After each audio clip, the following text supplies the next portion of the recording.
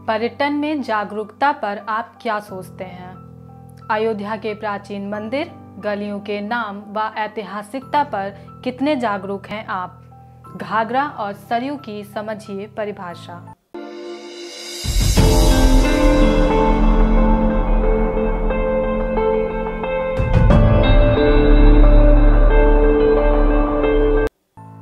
राम राम, मैं शुभी। आप देख रहे हैं अयोध्या डायरी में पर्यटन, शिक्षा और रोजगार।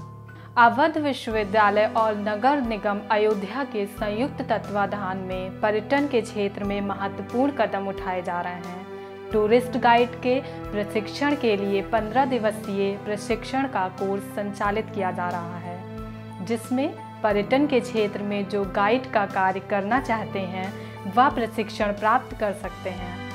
ऐसे में प्रथम दिवस पर साकेत महाविद्यालय के इतिहास विभाग के assistant professor doctor Mahendra Pathak ji ने टूरिस्ट गाइड का प्रशिक्षण दिया। इसी क्रम में हमने अयोध्या में पर्यटकों और पर्यटन की जागरूकता के विषय पर चर्चा की। अवध विश्वविद्यालय में MBA टूरिज्म डिपार्टमेंट की छात्रा आस्था शुक्ला ने साक्षात्कार में अयोध्या डायरी के लिए सहभागिता दी। देखिए यह रिपोर्ट।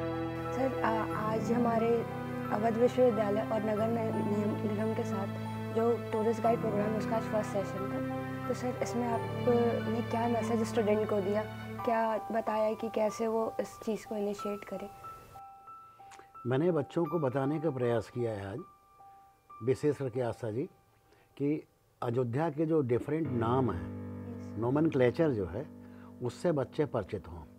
क्योंकि अगर नाम से परिचित होंगे तो उसके साथ छोटा छोटा इतिहास जुड़ा हुआ है हर चीज़ का, जो कि यहाँ रहकर भी लोग नहीं जानते हैं। उससे वो परिचित होंगे, और जब परिचित होंगे, जो दूसरा टूरिस्ट हमारा जो आएगा अयोध्या में, टूरिज्म को बढ़ावा देना है, तो ये जब खुद परिचित होंगे तो इनका मनोबल ऊंचा होगा बताने में। ये वेलकम करेंगे और तमाम जानकारियाँ ऐसी जो बाहर के लोग आते हैं उनको दे पाएंगे, जो कि किताबों में नहीं मिल पाती।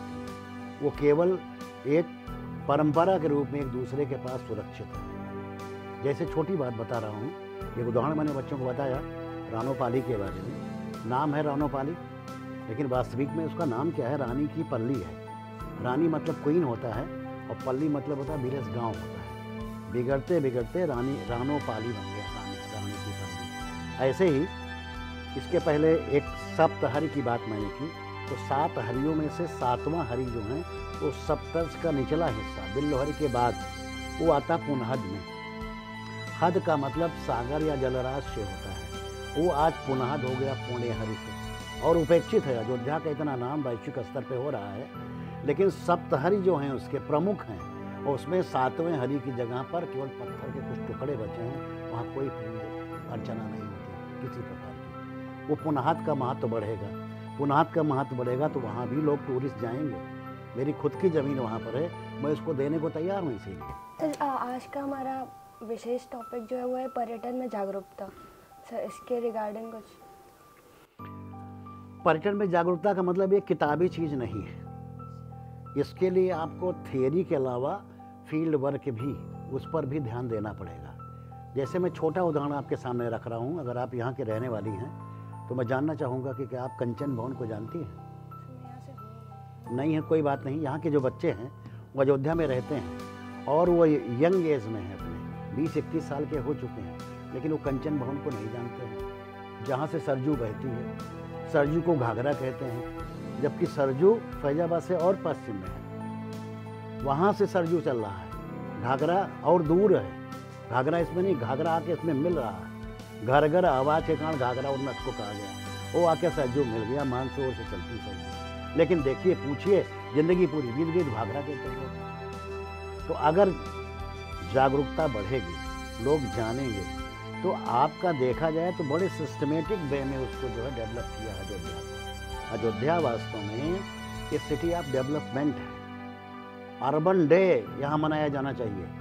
सबसे पहला नगर अयोध्या में ही क्रिएट हुआ है, और कहा जाता है कि इसका जो क्रिएशन किया गया है उसमें विश्वकर्मा खुद महत्वपूर्ण भूमिका में थे। अगर साइको मॉरल बेसिस के हिसाब से देखा जाए, जो PN प्रभु ने कहा है कि आपका आश्रम व्यवस्था है, आश्रम व्यवस्था है या वर्ण व्यवस्था है, इनको देखिए, तो इनको सबको देखिए सामाजिक संगठन को मजबूत करने के लिए इन एक एक स्टेप का बहुत बड़ा महत्वपूर्ण स्थान है। जैसे वहाँ पर ऋण की बात की जाती है, किताबों में ढूंढिए तो ऋण 3 मिलेंगे मुख्य ऋण, और बताएंगे कितना, 5 बताएंगे। जब हमारा बच्चा खुद अपनी संस्कृति और कल्चर के बारे में नहीं जानेगा, अयोध्या के बारे में नहीं जानेगा, तो दूसरों के बारे में जानने का क्या प्रयास करेगा? वो शॉर्टकट चलेगा, और शॉर्टकट से कोई काम होना नहीं है।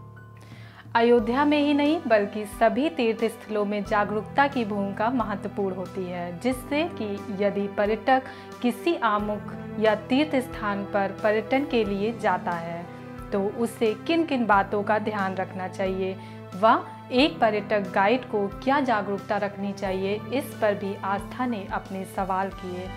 देखिए आप भी।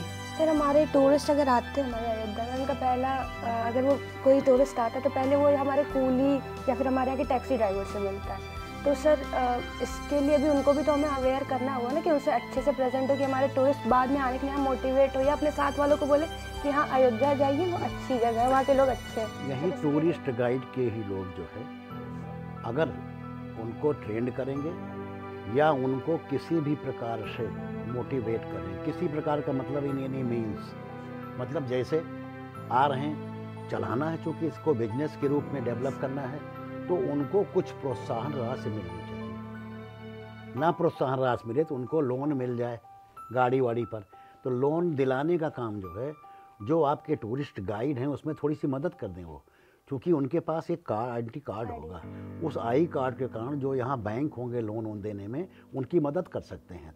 उनको मदद मिलेगी, स्वाभाविक वो आपसे जुड़े रहेंगे, तो वो बताएंगे कि आप गलत जगह पर न जाएं। जो ट्रेंड टूरिस्ट हैं वो आपको सही जगह पहुंचाएंगे और सही जानकारी देंगे, क्योंकि एक सामान्य आदमी ये नहीं बता पाएगा कि रानोपाली का मतलब क्या होता है, रानोपाली नाम क्यों पड़ा, पुनहाट कैसे पुण्यहारी हो जाएगा, ये आम आदमी नहीं बता पाएगा। लेकिन वहाँ जब कोई चलेगा, अब आश्रम क्या है, आश्रम को समझना, आश्रम व्यवस्था को, तो एक ब्रह्मचर्य है, तो ब्रह्मचर्य का मतलब एक ही, उसको हमेशा रिलेट करेंगे सेक्स से, सेक्स उसका कोई मतलब नहीं। ब्रह्म का मतलब होता है ज्ञान, और ज्ञान का आचरण, ज्ञान को अपने जीवन में उतारना ही ब्रह्मचर्य है, सीधी बात है। लेकिन ये पढ़ा लिखा आदमी बता पाएगा, वहाँ का पंडा केवल नहीं बता पाएगा, क्योंकि उसकी निगाह जो हो वो एक्सरसाइज करेगा उस पर, केवल मुद्रा पर, मुद्रा करेगा, लेकिन वो चीज़ें नहीं बताएगा। वो तो कहेगा जो मंदिर जहाँ उसको पैसा मिलेगा केवल उसको बताएगा कि हाँ ये सबसे पुराना मंदिर है, क्योंकि आप जाइए वहाँ विष्णुहरि चंद्रहरि मंदिरों में कन्फ्यूजन मिलेगा, सरजू माता के मंदिर पर कन्फ्यूजन मिलेगा, कौन सा पुराना मंदिर। और आज का जो यंग जनरेशन है वो वास्तव में जो हमारी पुरानी संस्कृति और सभ्यता है उससे जोड़ना चाहता है, आधुनिकता से ऊब गया है, वो भाग रहा आधुनिकता से, पैंट भले पहनता है लेकिन इन सब चीज़ों को बड़े ध्यान से सुनता है। ये चीज़ें उसके दिमाग में अगर घुसती हैं तो निश्चित रूप से पर्यटन का बहुत बड़ा केंद्र होगा, क्योंकि आप देखिए गुप्तार घाट से लेकर और पुण्यहरि पुनहत गांव तक ये पूरा डेवलपमेंट बहुत कायदे से हो सकता है अगर कोशिश की जाए तो। सर प्रेजेंट टाइम में अगर कोई टूरिस्ट आता है यहाँ अयोध्या में तो वो दिन भर में घूम के चला जाता है, क्योंकि पूरे चीज़ें पता थी, हमारे टूरिस्ट गाइड भी है जो वो एक दिन में घुमा के उनको कहते बस इतना ही है। तो सर उसके लिए कि स्टे करे, उससे रेवेन्यू जनरेट हो।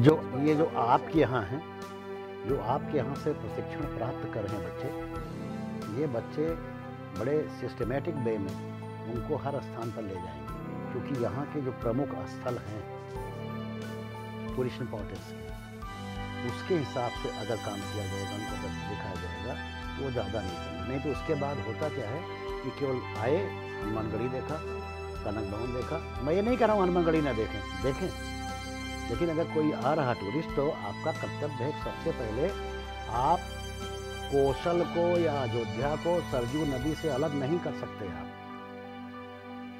आप स्नान पहले होता है, दर्शन बाद में होता है।